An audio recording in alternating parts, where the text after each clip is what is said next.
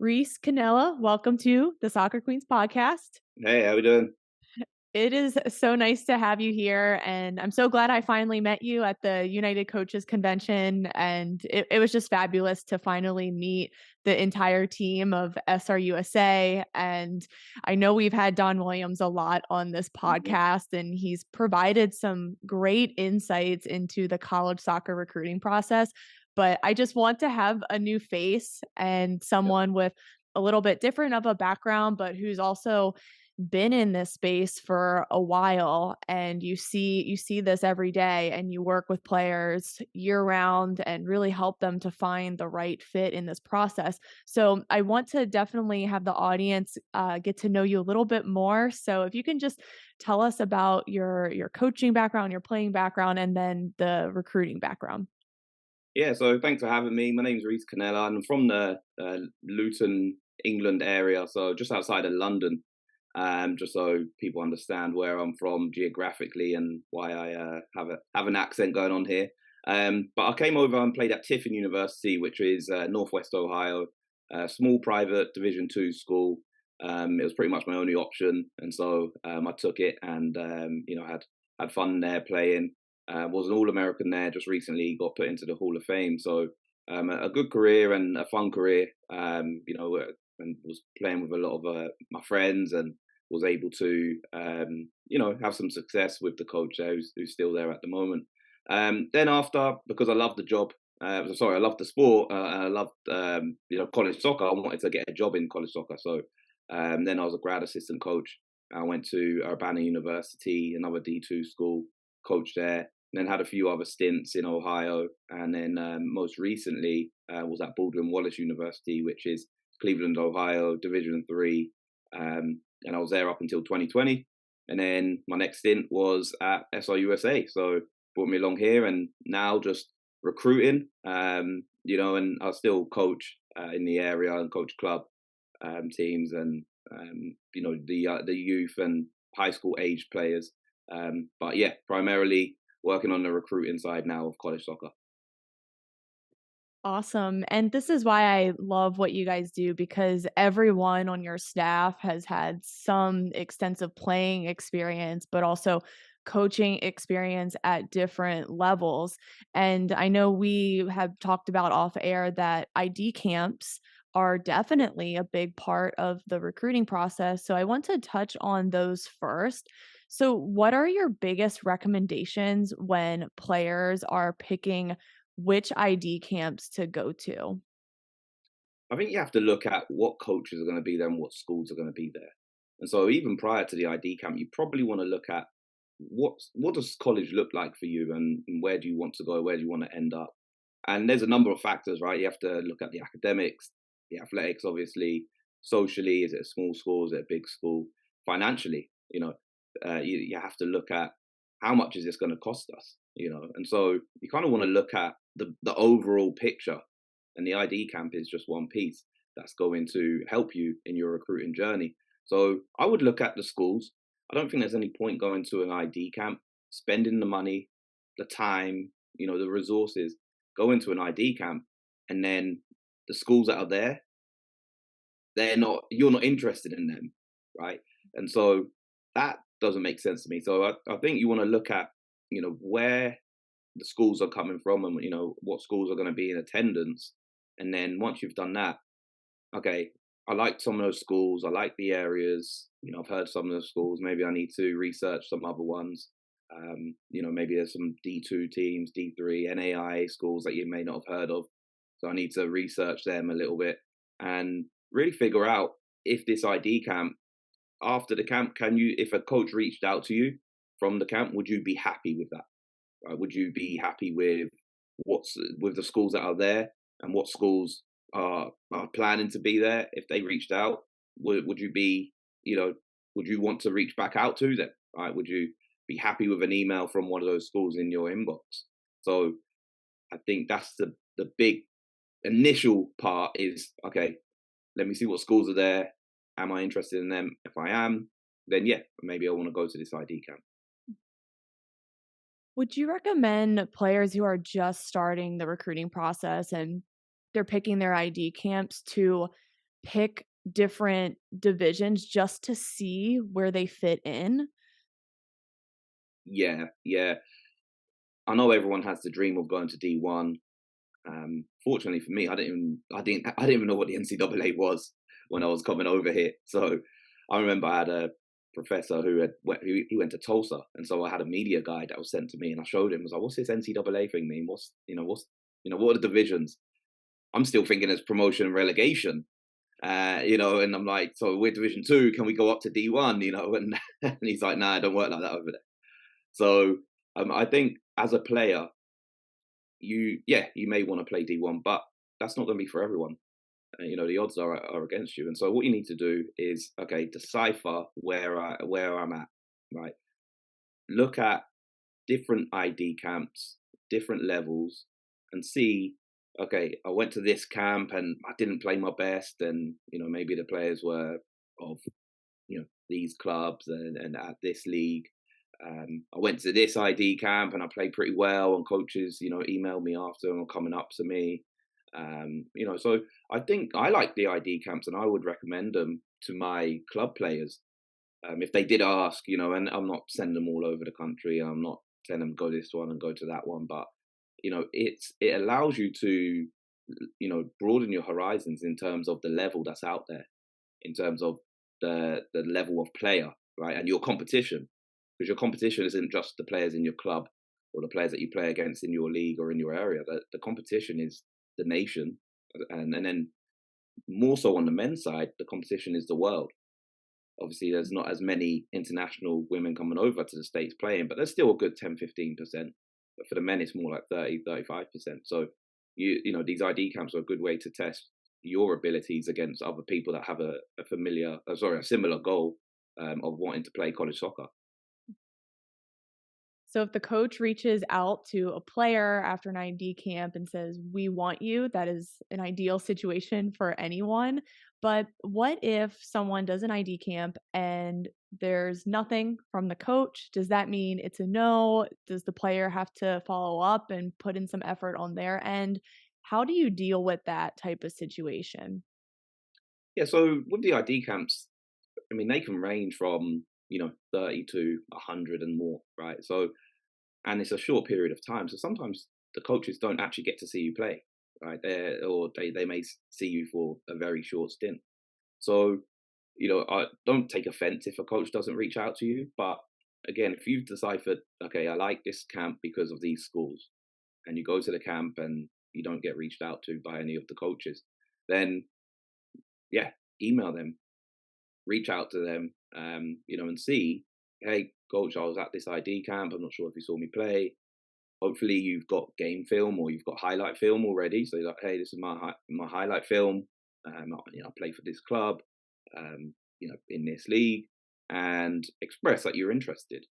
And then, maybe the coach maybe have their own camp, and you can go to their camp, or maybe you can go to a game, watch them play. But yeah, you want to reach out and express that you're interested, and then obviously you want that to be reciprocated. But if it isn't, then you're able to move on to the next school. And that's so key. And it's to not chase schools that don't want you. If it's a Mhm. no, if they've ghosted you, then it's probably not going to work out. Right. Yeah. So that's so important for people to remember. Now, another thing that I try to sort out with these ID camps is coaches will say, "Oh, yeah, like definitely come to another one." What does that mean? Does that mean the coach wants the player on the team and they see them fitting into the program? Or is it just, "Hey, we just need you to come back as a number at our camp?" I can't read those situations. I don't know if you have any advice on that. Yeah. I mean, I always with SR USA, and like you alluded to earlier, we have either played and or coached. So whenever I'm in these situations, talking to players, hearing their situations, hearing what a coach has said to them, I just put my coach's hat on and just put myself back into when I was a full time college coach. And so if I liked a player, I'm trying to get them on campus. I'm calling them, I'm texting them, I'm saying, hey, we are interested in you. And it obviously depends on the age as well, right? So if you're a freshman and you've gone to an ID camp, and the coach says, "Yeah, come to another camp." I mean, first off, you have to have emailed them. They can't email you, just with the NCAA rules. But at some age. But let's talk about if you're a junior, if you're a senior, right, or even end of your sophomore year, June 15th, coaches can talk to you now. You should know if a coach is interested or not. Getting the email of, "Hey, yeah, come back to a camp," that is, if they've seen you play, then they should have an idea of what you're about. And maybe they do want to see you play one more time, right? And maybe they want to see you with some other players, or maybe they just didn't get a good idea of what you're like on the field. So I would say, if you get that email, ask the coach. Okay, yeah, I can do that, or yeah, that. What did you like? What are my strengths? What are my weaknesses in your mind? Because if the coach says, "Yeah, you know what, I don't know if you could play at this level," then it's like, "All right, well, I don't want to go back to the camp then." So it's really about trying to figure out what the coach's intentions are in terms of, is that coach going to want to bring you to the program or not? And I think you want to find out answers sooner than later. That's brilliant, and one thing I remember Don saying is that college recruiting is like dating, and you made such a good point that the player will know if the coach wants them. If they're kinda like, it could go either way, it's like, well, that's probably a no. Mhm. Coaches, if they want you, they would be begging you, and it would just be a totally different vibe. And I think Yeah, that's important, and I like that you said that just be upfront. Ask yeah, them if they fit in, and then you'll get your answer. That's probably the best advice so that you can avoid just getting these really vague emails about how you did at the camp and whatnot.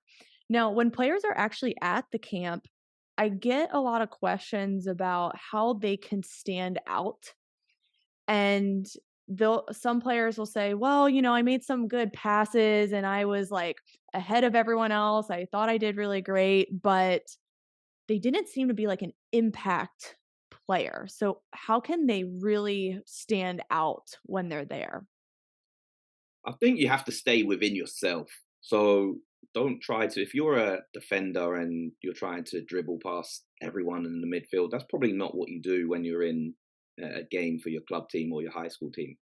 You're probably a defender because you can read the game well, you can intercept the ball, you can tackle, you can start the play, get the ball from the goalkeeper and kind of progress the ball forward. So if you're a defender, stay within your role.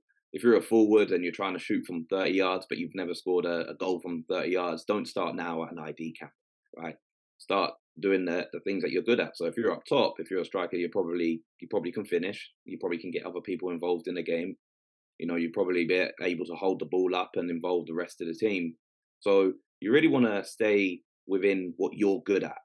So don't use the ID camp to start trying new things, right? If you've never done a step over, a double step over and beat a player, don't start that now at the camp. You want to stay within your role. So often, we hear this question, and how do I stand out? I think it's by doing what you're good at.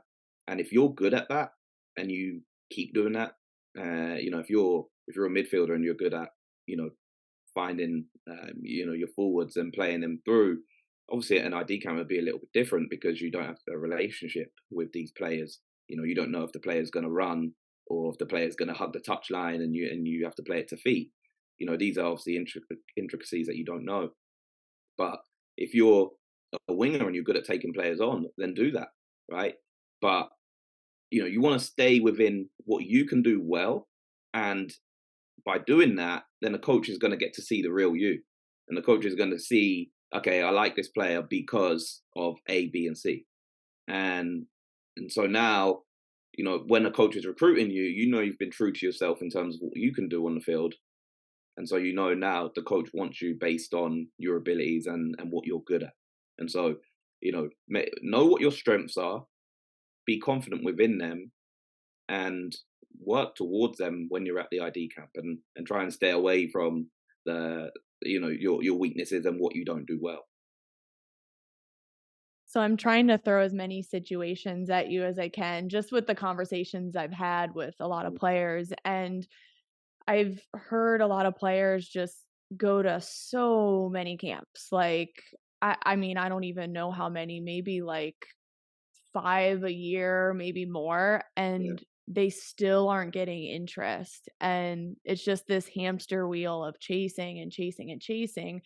So what would you recommend to those players? They're just attending every camp they can and nothing's happening. Do they need to kind of reevaluate where they're going and be more realistic? Yeah, again, I think it depends on, the class that you're in, but that's a lot of time and resources that you're spending, right? If you're going to that many, you're probably going to miss out on some club games, and so that's probably impacting you and your team. I think what you have to do is say, okay, I've been to this many camps and I've got these ones on the docket. What has happened? Have I gained any success? And if you haven't, and that's not the case, then you need to look at other avenues. So obviously for SIUSA, we get players who have said, coaches haven't reached out to me, I haven't quite got the interest that I'd expect and that I would like, and that's where we decipher, okay, what's the right fit for you? So I think as a player, whether you're with SIUSA or not, you need to understand what does college look like for you? Is it close to home? 2, 3 hours away? Maybe you went on spring break with your friend's family and you didn't like being away for a week, right? So you're like, you know, I'm in the Midwest and I went down to Florida for spring break and I didn't like being away from my family.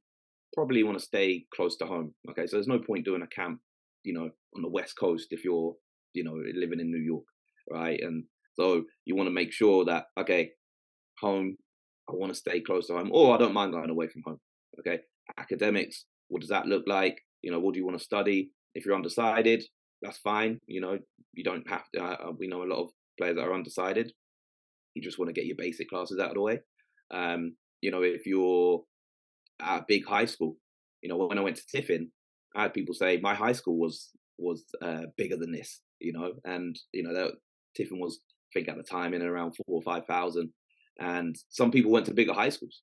Right, they're from the city and they went to high schools where their class was larger than Tiffin's graduating classes. So, you want to understand what that looks like for you, and then obviously you have to have a talk with your parent guardians and see, financially what works for us. So you want to, instead of chasing, these ID camps and getting these coaches to like you, take a step back and say, okay, what does college look like? And then once you've done that, you're able to identify what schools, are kind of in that list of yours. Once you've looked at, the academics and the athletics, and then you can start maybe going to IT camps where you like, I like the coaches there because of these attributes that the schools have, and then now go to the ID camp. You can reach out to them after, um, ask to go to their, maybe their individual camps, and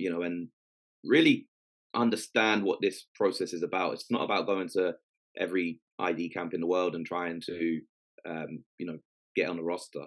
It's sometimes a little bit more relationship based, a little bit more, okay, I need to reach out to this coach and express I'm interested. I like what schools are at this ID camp, so I want to go to that one, and kind of pick and choose what you want to do within this process. I'm fascinated to hear a little bit more about your story because you said that your school, that was like your only option, but Hmm. you ended up having a really great experience in college. So can Yeah. you just get into more of like why it was your only option and how your process kind of worked? Yeah, so one of my good friends was over here. His name's Jermaine Hall, and he was a year above me, and or a class above me. And yeah, he had said, "What are you doing next year?" Because I had another year of what we would call college back home, which was is basically like your junior, senior year in high school for the state. And so I was going to go to university. He said you should try and come over. He said, "I'll get the coach to come over and watch you," because the coach was from my hometown as well. And yeah, I played. He came watch me, played well, and then sort of ended up over here. But during that process, I was going to go over a recruiting company, and the reason why I didn't is because basically just because of timing. Because by the time the coach had come to watch me and they expressed that they liked me at Tiffin, I didn't need to go with the recruiting company because I already had a good friend that was over here. I'd already met the coach at Tiffin. His name was Eamon Dooley, graduate assistant. He still lives in the States now. And then he had told the current head coach, who was my head coach as well, Rudy Brownell at Tiffin, about me. So for me, um, it it was okay. I've got the offer. I've got the opportunity. I know a couple familiar faces. I'm going to go there. Um, I loved it. My first semester. End of the first semester, I started getting a little homesick because the season was done, and in England we play 9, 10 months. Here you're kind of playing 3 months competitively, right? Obviously you have your spring season, but the main season is in the fall. So near the end of the semester, I kind of like, "Oh, you know what, might go home." Mum and dad were like, "You're not coming home. You're doing at least a year." 15 years later, I'm still here, so I don't know if my mum and dad regret that, but nah, but they pushed me to stay out here and understood the opportunity that I had, and that as a young lad, I didn't understand the opportunity as much as them. Obviously them being more worldly than me. So stayed, and then actually I recruited a couple of my mates over. Um, Rudy had said, we need this and this, and I just had, the perfect players. One of them being Michael O'Neill, who actually coaches at Northern Illinois University, so he's done really well in his coaching career. Um, he may be someone that you want to talk to. He's got a great journey. He's really worked hard. And so going into my sophomore year, I had a couple more familiar faces, and then I was obviously good friends with people in the States as well. Some really, cool American guys who I'm still friends with now.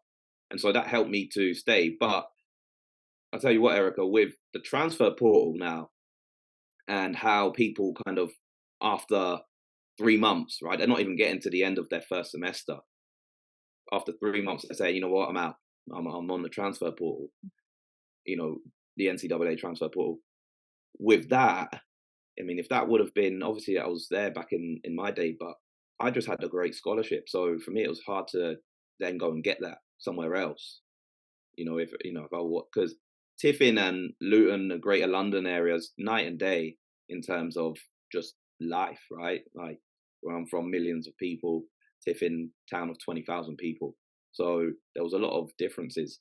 No public transport in Tiffin. There was, you know, where I'm from, you can rely on public transport, right? The train, the underground, buses, and so it was just different.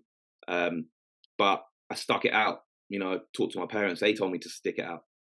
Stuck out for a year. Was able to recruit some of my friends, and it become a great, great experience for me. So there was about a month or two where I was, probably not sure about this, but because I stuck it out and actually, saw my friends come over and then be successful as well. Because of that, I had a great 4 years there. And still have friends there now, and I actually go back and see some of the staff there, and so that was because I stuck it out a little bit.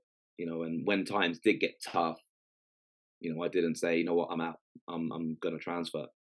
What I done was spoke to people close to me, obviously parents and friends, and and we had a great recruiting class, and things went on the up from there on, and yeah, I stayed there the whole 4 years and had a great, great experience.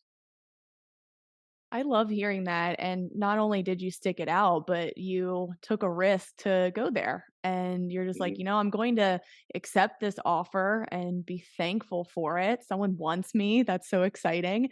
And I think a lot of players now, when they get offers from schools they didn't even consider, maybe like a D2, D3 NAIA, and maybe they've never heard of the school before, they're just like, "Oh," and they roll their eyes. And it's like, well, do you want to play soccer in college? Because if Yeah, so, if that's the only coach who wants you, then maybe it will work out like your experience did. And you had an incredible experience. And do you think players should like really answer that question? Should I play soccer in college and do I really want to when these coaches are reaching out? Yeah, I think being offered from a school is a privilege. It's not a right, and so you know you shouldn't roll your eyes at any program reaching out to you because that might be the last program that reaches out to you. You don't know, and at the end of the day, this college soccer world that we live in, this is people's livelihoods. So when they reach out to you, they're saying, "I think that you can come here and help our program in some way, shape, or form." And and again, with it being coaches' livelihoods, it's if you look at a deeper level, it's I think you can come here and help me keep my job so that I can keep my family in town, so that my son or daughter can go to school here still, and we don't have to uproot them and go to and find another you know position, because with college you have to go where the school is, where the job is. That's part of the reason why I left the college soccer um, realm. And I'm still obviously with it, very much so involved in college soccer because I have a lot of friends there, and now I'm just helping them trying to bolster their programs. But for me, I wanted to move to California. Me and my wife had an opportunity, and so I said, you know what, I'm going to have to leave college soccer, and I'm still going to be involved, but not the same way. With If you're a college coach and you have aspirations of going as this being your career for the rest of your life, then you have to go where the job is. So for a coach to reach out to you again, it's a privilege, right? It's not just they're reaching out just because this isn't it's a game, but it's not a game, right? This is people's livelihood sometimes, and often coaches are the breadwinner of the family, and so you know there is pressure on them that we as players and especially as recruits, you just don't quite understand the excuse me the breadth of what this is and what the coaches are dealing with.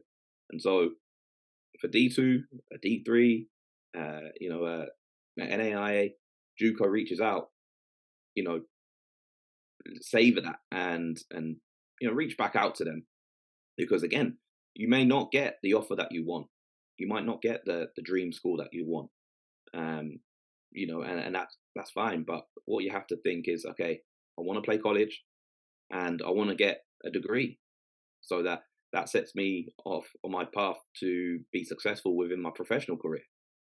So a coach reaching out to you is a good thing. Um, you know, it's a privilege. It's not a right. And so they're saying to you, I think you can help me win.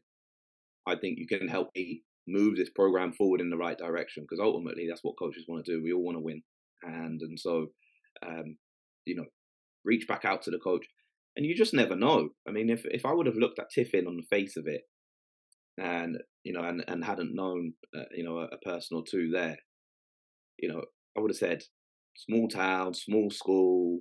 It's not in a city. It's probably not for me. And I had a fun, great career there, but I didn't, turn my nose up at it.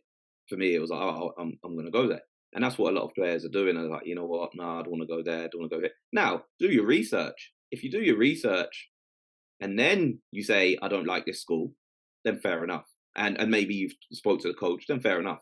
But if you've just saw the email come in and looked at the name, done a little Google search and saw it was, I don't know, in the middle of Kansas, and you're like, no, I don't want to go there, then that's where you need to, you know, reevaluate what you're doing and understand this is a privilege and not a right. That's brilliant, and doing your research is so critical because it could be a program where the academics or the school is just well known for something and you never would have found out. And I Mhm. I look back at my recruiting journey and I think it was Babson that wanted me, and I was like, Mhm. "Oh, what the heck is that? I've never heard of them." But then when I looked, I was like, "Wow, they're the top business school in the country. The coach wants me? Like, that's amazing." And Yeah. I've even had that with some players too. I had a player who kinda rolled her eyes at a JUCO school that wanted her, but they were national champs a few years ago when she researched, and I'm like, That's amazing. Like, you should Yeah, be so grateful, and I love that you said that getting that offer and that interest and the coach begging you to come, that is such it is a privilege, and you should pat yourself on the back because yeah, they want you and they see you coming in as an impact player, and that's why college coaches recruit you. They want you to be that impact player, and I think it's important for everyone to have that perspective. Now we have a little bit of time left, and I know you just made a really great TikTok that I caught on to the other day about location considerations in the college recruiting process. So do you just want to get into what that TikTok was?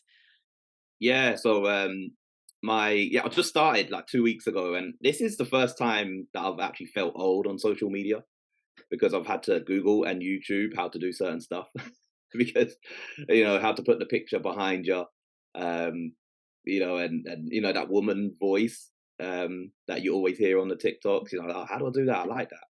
So it's been interesting. It's been funny, but Coach Canella 17 is my TikTok. So I'm trying to put some more information on there.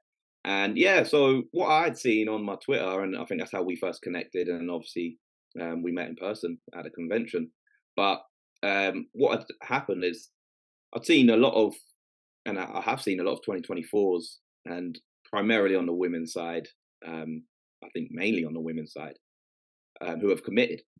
And so I'll look, I was like, oh yeah, cool. They're going to this school. That's great. I'll click on the profile on their Twitter and see where they're from. And what I found is, there's a lot of players who are committing early to schools that are in their area, their state, their town.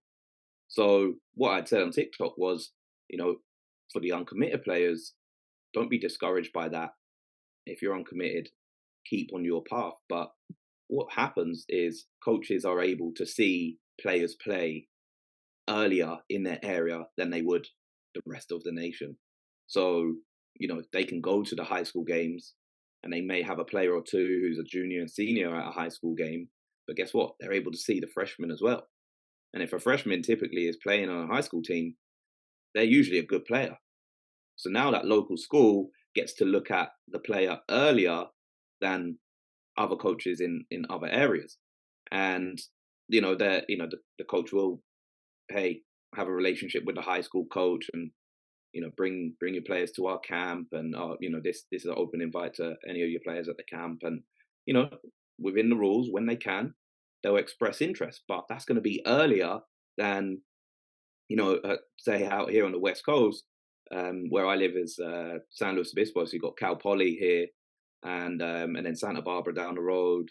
You got CSU Monterey Bay up the road, so they're going to get a look at players earlier than schools on the East Coast or in the Midwest or wherever it might be. So a lot of it is location and right place, right time. But these coaches being able to see these players at high school games play, and yes, coaches do go to high school games and they do recruit from high school. Don't let anyone tell you different. They may want to see you at club as well, and they may want to see you at a club game, but they do recruit from high school. And these coaches are getting to see these players, as freshmen, as sophomores, and are able to kind of, keep an eye on them. And when the time comes, they can reach out to them earlier, probably than other schools. And that's why location is big. Obviously, as a 15, 16, 17-year old, you can't really change your location, but it's something to keep in mind if you're uncommitted and you're maybe not getting the offers, the interest that you would hope. Keep that in mind that location sometimes is something that works in players' favors. I was just nodding in agreement the whole time because, Johns Hopkins University recruited me at a high school game. There you go. There we go. Yeah, and, Yeah, if you have a good high school team, then they will absolutely recruit you from that, and that's kind of yeah, when, ECNL like, yes, it helps you increase your chances, but that's when it might not matter as much, and I think that's such great advice for players to get a jump start on that recruiting process and to consider schools that are close by, and I know yeah, some players are, like, so eager to get out of state and far away from parents, but Something to consider also, and what I really enjoyed about being in my state was my parents could see every college game for all 4 years. Yeah, And that was just so amazing, and I don't think players consider that. And, if 100%. you go from East Coast all the way out to California, it's like, well, a flight out there is a lot, and Yeah, your parents might only be able to see a couple games a season, and the fact that my parents saw every single one was truly special, and that's something to yeah. think about. Yeah, we have players that say, you know what, I want to stay close. I want to be within, 5, 6 hour drive, even though it's a little bit of a longer drive. But that does open up your options, and it still keeps the option of your parent guardians being able to see you play.